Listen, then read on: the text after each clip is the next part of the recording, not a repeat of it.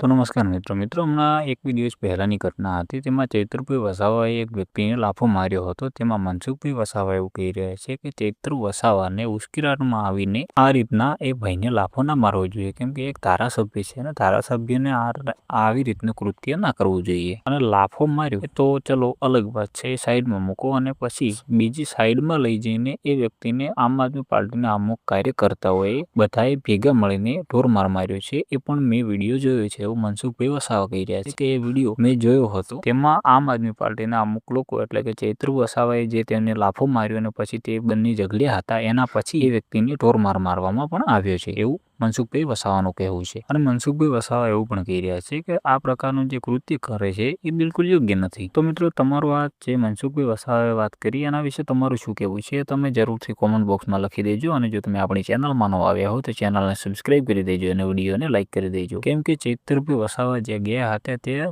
લોકોને ન્યાય અપાવવા માટે ગયા હતા અને એના પછી આ જે પણ થયું એ થયું છે। અને એના ઉપર આ મનસુખભાઈ વસાવા એવું કહી રહ્યા છે કે આ યોગ્ય નથી કે એ ભાઈને લાફો મારવામાં આવે, કે જે ધારાસભ્ય હોવા છતાં તેમને આવું ના કરવું જોઈએ। એના વિશે તમારું શું કહેવું છે તમે જરૂરથી કોમેન્ટ બોક્સમાં લખી દેજો। અને જો તમે આપણી ચેનલમાં નવા આવ્યા હો તો ચેનલને સબસ્ક્રાઇબ કરી દેજો અને વિડીયોને લાઇક કરી દેજો।